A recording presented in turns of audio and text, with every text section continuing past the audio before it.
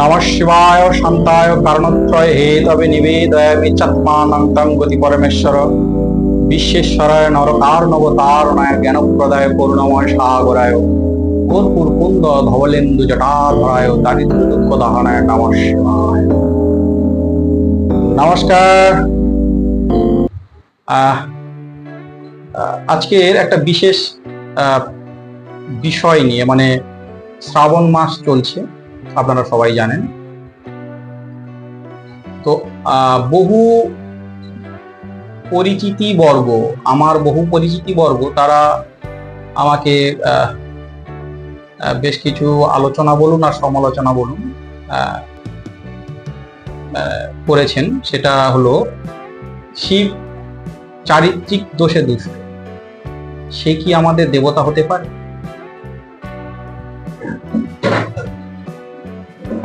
তো সেই বিষয়টা নিয়ে আজকের এই ভিডিও।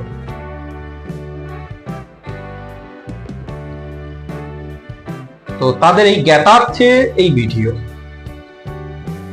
দেখুন, আমরা আলোচনা সমালোচনা সবাই করতে পারি, কিন্তু একটু পুঁথি ঘেটে বা শাস্ত্র ঘেটে যদি আলোচনা বা সমালোচনা করি তাতে মনে হয় বেশ ভালো হয়। প্রায়শই আমরা তা করি না। আর আমরা যারা এই গুহ্য বিদ্যা বা এই তন্ত্র মন্ত্র এইসব শাস্ত্র নিয়ে যারা চর্চা করছি, তাদের এই বিষয়টা পরিষ্কার করে দেওয়া উচিত বলে মনে করি। সেই জন্য এই ভিডিও। দেখুন, বৈদিক যুগে শিবের আবির্ভাব হয়, কারণ বৈদিক ধর্ম ও ভাষার সাথে শিবের সম্যক মিল পাওয়া যায়। তাছাড়া বেদে ও তন্ত্রে শিবের স্থান একম অদ্বিতীয়। আমরা যারা তন্ত্র বা এই গুহ্য বিদ্যা নিয়ে যারা চর্চা করছি, আমরা বেশ ভালোই জানি বিষয়টি। দেখুন, বৈদিক যুগের আগে মাতৃশাসিত সমাজ ছিল, বিবাহ প্রথাটি ছিলই না। প্রায়শই পিতার নাম জানা যেত না। শিব স্বয়ং বিবাহ করে বিবাহ প্রথাটি চালু করেন। আর ওই সময়ে মানুষের মধ্যে আর্য এবং অনার্য এই দুই শ্রেণীতে বিভক্ত ছিল, এবং প্রায়শই দ্বন্দ্ব, গোষ্ঠীদ্বন্দ্ব, একে অপরের বিভেদ বা পৃথক এই বিষয়টা ছিল। অনার্যরা উৎপীড়িত, নিপীড়িত, অত্যাচারিত, অপমানিত, এগুলো হতো। শিব তিন বর্ণাকে বিয়ে করে, মানে গৌরবর্ণা পার্বতী, কৃষ্ণবর্ণা কালী আর নীলবর্ণা গঙ্গা, এই তিন বর্ণাকে বিবাহ করে সমাজকে এই মেসেজ দিতে চেয়েছেন, উঁচু নিচু বলে কিছু নেই, সবাই সমান। হ্যাঁ, এবং বিবাহ প্রথাটা চালুও করেছে। সবচেয়ে বড় কথা, উনি অনার্যদের সাথে থাকতে বেশিরভাগ সময় বাধ্য হতেন, কারণ এই অনার্যদের শিক্ষা দীক্ষা আচার আচরণ জ্ঞানে গুণে আর্যদের সমতুল্য করতে তাকে থাকতে হতো। তাই শিবকে অনার্যদের দেবতা বলাও হয়।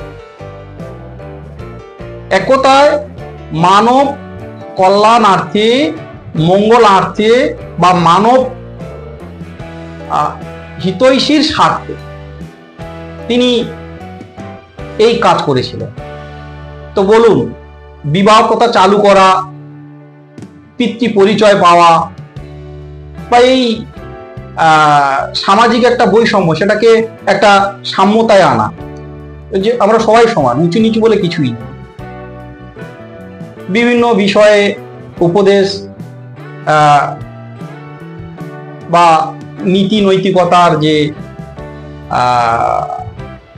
চালু করা একটা এই স্বয়ং শিব করেছে। তো এটা কি তার ভুল? এটা তো তার ইতিবাচক। আমি তো কোথাও নেতিবাচক কিছু দেখতে পাচ্ছি না। আচ্ছা, আমরা যারা এই ধরনের আলোচনা বা সমালোচনা করছি, শিবের মতো এরকম মানব কল্যাণার্থে একটু কাজ করে দেখিয়ে আসুন না। হ্যাঁ, তার মতো সহজ সরল জীবনযাপন করি আসুন না, আড়ম্বর না করে। সত্যের ধ্বজা, সত্য কথা বলি আসুন না, সরল, জটিলতা ত্যাগ করে সরল হয়ে আসুন না। এগুলো তো শিবের ইতিবাচক। তো আপনারা শুধু ওই 3টি বিয়ে, চারিত্রিক দোষে দুষ্ট, এইগুলো আলোচনা নিয়ে ব্যস্ত। বাহ, কি সুন্দর আলোচনা।